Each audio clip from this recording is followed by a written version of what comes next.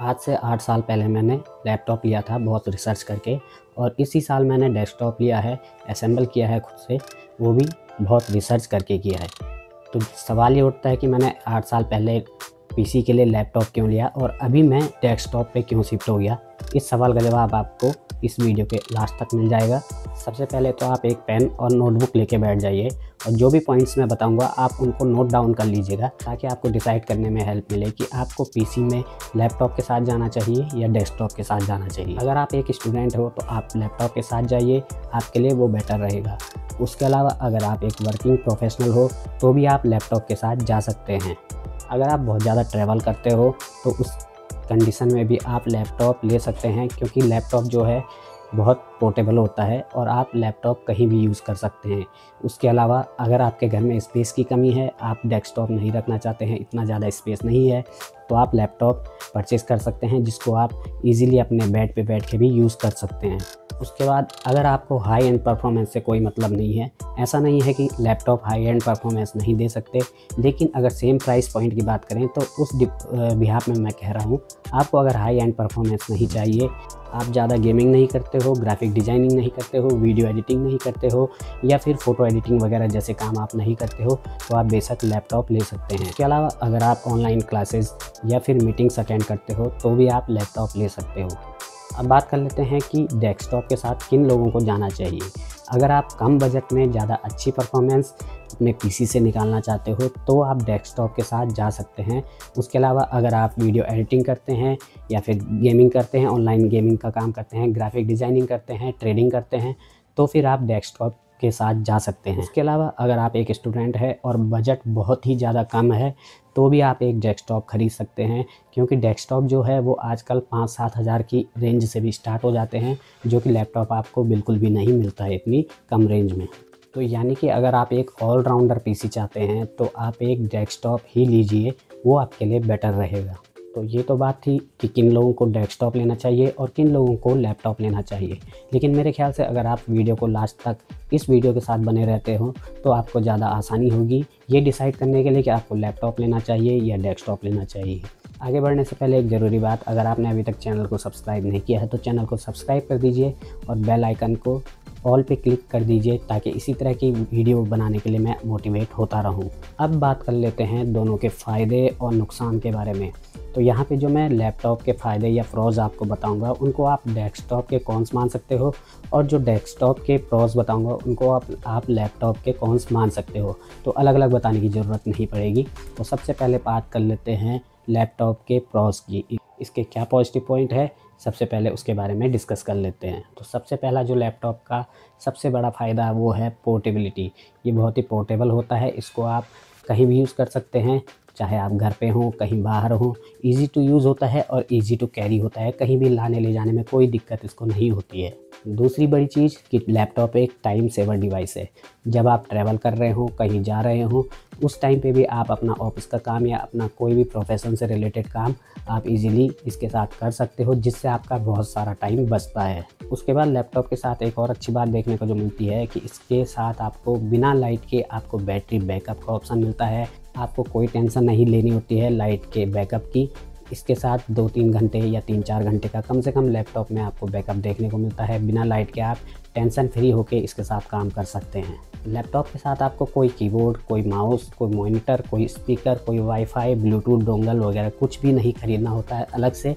ये सब आपको लैपटॉप के अंदर ही इनबिल्ट मिल जाता है, तो ये बहुत अच्छा पॉइंट है लैपटॉप के लिए। उसके अलावा लैपटॉप एक प्लग एंड प्ले डिवाइस है, ऑन करो और चलाओ, बैटरी डाउन हुई चार्ज करो और चलाओ, कोई टेंशन लेने की ज़रूरत नहीं है। अगर आप अभी तक भी वीडियो के साथ बने हुए हैं तो वीडियो को एक लाइक ज़रूर कर देना। अब बात कर लेते हैं डेस्कटॉप के प्रोज की, क्या क्या फ़ायदे आपको डेस्कटॉप लेने के बाद होंगे। सबसे मेजर जो फ़ायदा होता है डेस्कटॉप का, जिसकी वजह से मैक्सिमम लोग डेस्कटॉप को प्रेफर करते हैं, वो ये है कि डेस्कटॉप अपग्रेडेबल होता है। यानी कि आप भविष्य में, फ्यूचर में इसको अपग्रेड कर सकते हैं अपनी मर्ज़ी से। चाहे आपको रैम अपग्रेड करनी हो, मदरबोर्ड अपग्रेड करना हो, ग्राफिक कार्ड अपग्रेड करना हो, SSD अपग्रेड करनी हो, या कोई भी चीज़ A to Z चीज़ जिसमें आप इजीली अपग्रेड कर सकते हैं। लैपटॉप में भी अपग्रेड कर सकते हैं, लेकिन उसके लिए आपको मार्केट लेके लैपटॉप जाना पड़ेगा और बहुत कम चीज़ें हैं जिन चीज़ों को आप लैपटॉप में अपग्रेड कर सकते हैं। या फिर आप यूँ भी कह सकते हैं कि डेस्कटॉप जो होता है वो फ्यूचर प्रूफ होता है। फ्यूचर में आप कंडीशन के हिसाब से उसको अपग्रेड कर सकते हैं। दूसरा जो पॉजिटिव पॉइंट है डेस्कटॉप का कि जो डेस्कटॉप होते हैं वो परफॉर्मेंस वाइज ज़्यादा अच्छे होते हैं। ऐसा नहीं है कि लैपटॉप परफॉर्मेंस वाइज अच्छे नहीं होते हैं, लेकिन अगर आप सेम प्राइस पॉइंट पे दोनों को कंपेयर करेंगे तो आपको डेस्कटॉप जो है ज़्यादा बेटर परफॉर्मेंस निकाल के देते हैं। उसी तरह से सेम कॉन्फ़िगरेशन के अगर लैपटॉप और डेस्कटॉप को कंपेयर किया जाए तो जो डेस्कटॉप होते हैं वो लो कॉस्ट होते हैं। उसके अलावा इसमें आपको बेटर कूलिंग सिस्टम देखने को मिलता है, यानी कि जो लैपटॉप होता है वो बहुत ज़्यादा हीट करता है। अगर आप उस पर लंबे टाइम तक काम करते हैं या कुछ हैवी टास्क उसमें करते हैं तो वो ज़्यादा जल्दी हीट अप हो जाता है। लेकिन डेस्कटॉप के साथ ऐसा बहुत कम चांस होता है, क्योंकि उसमें आप जैसे कि मेरे पीछे देख सकते हैं मेरा पीसी जो है उसमें आपको अलग अलग कूलिंग फ़ैन, बहुत सारे कूलिंग फ़ैन लगाने का ऑप्शन मिलता है, जिससे डेस्कटॉप जो होता है कम हीट प्रोड्यूस करता है। एक और पॉइंट आता है ड्यूरेबिलिटी का। जो डेस्कटॉप होते हैं वो बहुत ज़्यादा ड्यूरेबल होते हैं। आप यूँ समझ लीजिए कि जो लैपटॉप होता है वो एक नाजुक कली है और जो डेस्कटॉप होते हैं वो बहुत ही टफ़ होते हैं। उनको आप किसी भी तरीके से रगड़ें, उनको कोई फ़र्क ज़्यादा नहीं पड़ने वाला है। प्रोफेशनल के लिए एक और जो पॉजिटिव पॉइंट है वो ये है कि डेस्कटॉप के साथ आप इजीली मल्टीपल स्क्रीन सेटअप लगा सकते हैं। हालांकि ये चीज़ आप लैपटॉप के साथ भी कर सकते हैं, लेकिन डेस्कटॉप में जो प्रोफेशनल्स होते हैं उनके लिए डेस्कटॉप में अपनी नीड के अकॉर्डिंग जो स्क्रीन साइज़ होता है वो आप multi screen setup easily desktop के साथ यूज़ कर सकते हैं। उसके अलावा जो डेस्कटॉप होते हैं वो कमर्शियल पर्पज़ के लिए मोस्टली यूज़ होते हैं। एक एग्जांपल के थ्रू समझते हैं कि अगर आपने कोई वेडिंग शूट करवाया तो जहाँ वो वीडियोग्राफर जो होता है वो वीडियो शूट करता है, उसके बाद एडिट करता है, तो उनके पास मोस्टली डेस्कटॉप ही होते हैं जिसमें वो वीडियो को शूट करते हैं, वीडियो को एडिट करते हैं।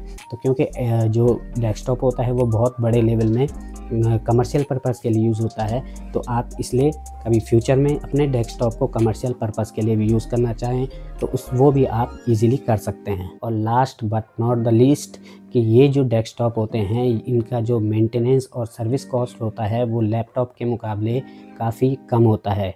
बहुत सारी चीज़ें तो ऐसे होती है जो आप घर पे ही डेस्कटॉप की चेंज कर सकते हैं। जैसे मान लीजिए कि डेस्कटॉप की रैम काम नहीं कर रही तो आप इजीली उसको खोल के रैम चेंज कर सकते हैं, जबकि लैपटॉप के साथ ऐसा नहीं होता है। हो सकता है, लेकिन उसके लिए आपको थोड़ा सा एक्स्ट्रा नॉलेज चाहिए होती है, तब जाके आप अपने लैपटॉप को घर पे खोल के उसकी जो रैम वगैरह होती है वो चेंज कर सकते हैं या SSD चेंज कर सकते हैं। अदरवाइज़ मोस्टली अगर आपको बहुत अच्छा नॉलेज नहीं है, टेक्निकल नॉलेज नहीं है, तो आपको लैपटॉप मार्केट में लेके ही जाना पड़ेगा। उसके बाद भी आपको ज़्यादा कॉस्ट उसमें लगानी पड़ती है उसको मेंटेनेंस के लिए या उसके रिपेयर के लिए, जबकि डेस्कटॉप में आपको बहुत कम कॉस्ट लगानी पड़ती है मेंटेनेंस और रिपेयर के लिए। तो ये कुछ पॉइंट थे जिनके बेसिस पे आप डिसाइड कर सकते हो कि आपको लैपटॉप लेना चाहिए या डेस्कटॉप। अब बात करते हैं कि मैंने 8 साल पहले लैपटॉप क्यों लिया अपने पीसी के तौर पे और अब मैं डेस्कटॉप क्यों यूज़ करता हूँ। हालांकि मेरे पास लैपटॉप अभी भी है जो 8 साल पहले मैंने लिया था और वो भी नीड के अकॉर्डिंग मैं अभी भी यूज़ करता हूँ। तो उसके लिए मैं 3 पॉइंट बताता हूँ। पहला पॉइंट है कम नॉलेज। 8 साल पहले मेरे को पीसी की इतनी डीप नॉलेज नहीं थी। हालांकि मैंने रिसर्च तब भी किया था अपना लैपटॉप ख़रीदने के लिए, तो उस टाइम मेरे पास इतनी नॉलेज नहीं थी, इतनी डीप नॉलेज नहीं थी कि मैं ये डिसाइड कर पाऊँ या ये कंपेयर कर पाऊँ कि डेस्कटॉप और लैपटॉप के क्या क्या अपने फ़ायदे हैं। तो वो चीज़ नहीं थी, तो इसलिए मैं उस टाइम लैपटॉप पे चले गया था। दूसरी चीज़ थी माइंडसेट। तो मैंने पहले से ही माइंडसेट बना लिया था कि मैं लैपटॉप ही लूँगा और लैपटॉप के अकॉर्डिंग लेने के अकॉर्डिंग ही मैं जो रिसर्च थी उसे कर रहा था। तो मतलब जो मेरा माइंडसेट था लैपटॉप के लिए, वो चाहे दोस्तों के कहने से बना हो या फिर खुद की कैलकुलेशन से बना हो, तो वो माइंडसेट मेरा लैपटॉप के लिए बन गया था। इस वजह से मैंने 8 साल पहले लैपटॉप लिया था। तीसरी चीज़ नीड। मेरी उस टाइम पे नीड इस तरह थी कि मुझे डेस्कटॉप की तरफ शिफ्ट होना ही नहीं था, यानी कि मेरी जो उस टाइम की नीड्स थी वो लैपटॉप उन नीड्स के लिए बेटर बैठता था, सही बैठता था। तो इसलिए मैं डेस्कटॉप को छोड़ के लैपटॉप की तरफ गया था। और अब बात करते हैं कि मैंने इस टाइम पे डेस्कटॉप क्यों चुना। देखिए, अगर आप इन्हीं 3 पॉइंट को उल्टा कर दें तो सबसे पहला पॉइंट नॉलेज। तो जो मैंने आपको बताया कि उस टाइम पे मेरे को इतनी कम नॉलेज थी, अभी मैंने काफ़ी सारी नॉलेज गेन कर चुका हूँ इन चीज़ों के बारे में। तो मैंने अपने नॉलेज के बेसिस पे इस टाइम पे अपने लिए डेस्कटॉप बिल्ड किया या डेस्कटॉप असेंबल किया। दूसरी चीज़, अभी जो मेरा माइंडसेट था वो दोनों चीज़ों को कंपेयर करने के बाद बना।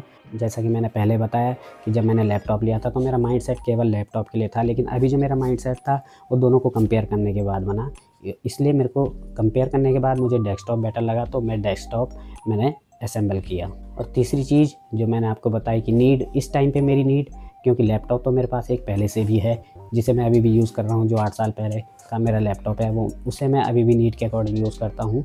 तो अभी मेरी जो नीड थी वो एक डेस्कटॉप की थी, क्योंकि मुझे बेटर परफॉर्मेंस चाहिए थी और भी बहुत सारी चीज़ें जो मैंने आपको डेस्कटॉप के फ़ायदे बताए वो सारी चीज़ें फिट बैठते थे मेरे अभी की नीड के हिसाब से, इसलिए मैंने डेस्कटॉप परचेज़ किया। तो पीछे जो आप डेस्कटॉप देख पा रहे हैं वो मैंने ऑनलाइन कंपोनेंट्स मंगा के खुद से असेंबल किया है। अगर आपको उसकी वीडियो देखनी है तो आपको यहाँ या यहाँ कहीं दिखाई दे रही होगी। उसके अलावा अगर अभी तक भी चैनल को सब्सक्राइब नहीं किया तो चैनल को सब्सक्राइब कर दीजिए, बेल आइकन दबा दीजिए और हाँ, इस वीडियो के बारे में कमेंट ज़रूर से कर देना। मिलते हैं नेक्स्ट वीडियो में, तब तक के लिए जय हिंद।